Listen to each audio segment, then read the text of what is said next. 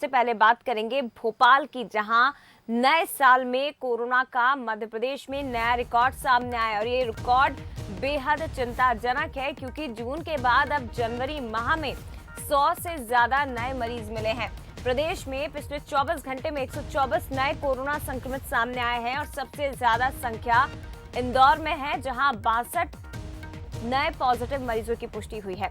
भोपाल में 27, उज्जैन में 6, ग्वालियर में 3 और रतलाम में 2 नए मरीजों की पुष्टि हुई है। तो नए साल में कोरोना ने ये नया रिकॉर्ड बनाया है, 124 नए मरीजों की पुष्टि हुई है।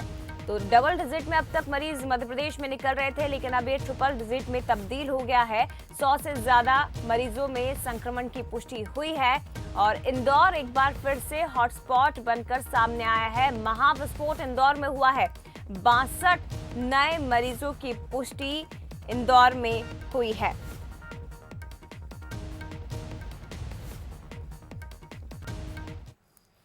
चलिए ज्यादा जानकारी लेंगे, क्या कुछ स्वास्थ्य विभाग की तरफ से तैयारियां हैं कोरोना से निपटने की, जानने की हम कोशिश करेंगे। सीधे रुख करते हैं संवाददाता आकर्ष शर्मा का, लाइव हमारे साथ जुड़े हुए हैं। आकर्ष, आंकड़े अब बेहद डराने लगे हैं, क्योंकि नए साल का जश्न जिस तरह से मनाया गया, हालांकि गाइडलाइंस का पालन किया गया, लेकिन अब ट्रिपल डिजिट में मध्य प्रदेश से संक्रमितों की पुष्टि हुई है। किस तरह से तैयारियां स्वास्थ्य विभाग और प्रशासन कर रहा है अब कोविड से निपटने की?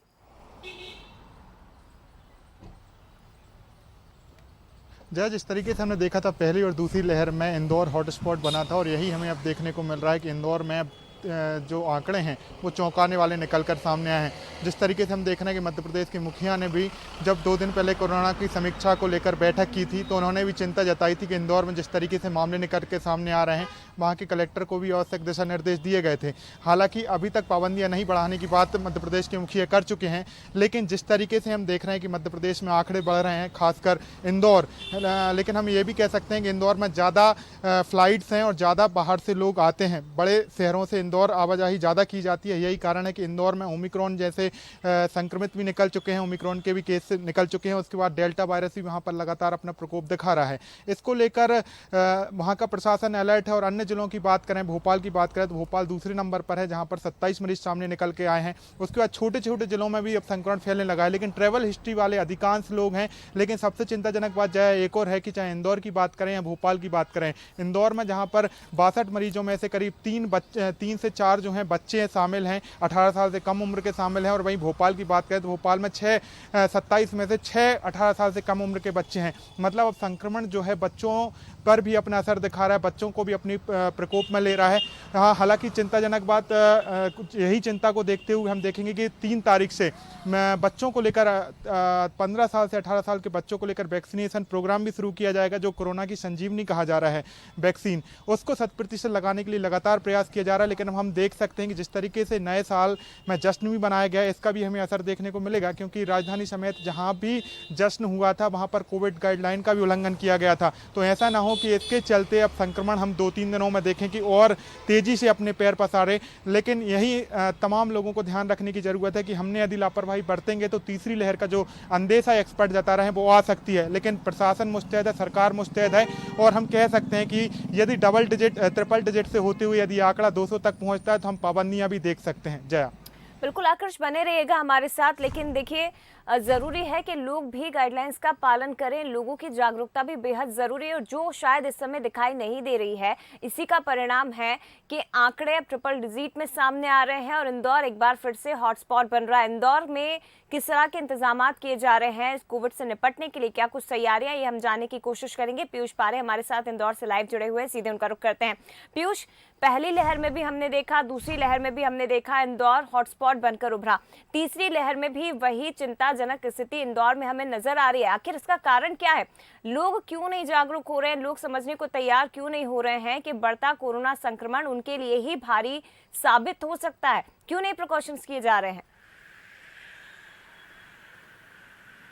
देखिए, बिल्कुल जिस तरीके के आंकड़े इंदौर में कोरोना पॉजिटिव मरीजों के सामने आ रहे हैं, वो चिंता यहाँ पर जरूर बढ़ा रहे हैं। अगर आप देखें तो 62 मरीज एक साथ 24 घंटों में यहाँ पर पॉजिटिव सामने आए हैं, और इसके साथ ही एक्टिव मरीजों की संख्या 280 से ऊपर पहुँच चुकी है। तो ये आंकड़े लगातार यहाँ पर न सिर्फ जिम्मेदारों को डरा रहे हैं, बल्कि यह भी कहीं ना कहीं बात साफ हो रही है कि इंदौर में तमाम जो लोग हैं वो लापरवाही बरत रहे हैं, कोरोना गाइडलाइन का पालन नहीं किया जा रहा है, सोशल डिस्टेंसिंग यहाँ पर देखने को नहीं मिल रही है, लोग बेपरवाह होकर बगैर मास्क के घरों से बाहर निकल रहे हैं और यही वजह है कि कोरोना अब इंदौर में लगातार अपने पैर पसार रहा है।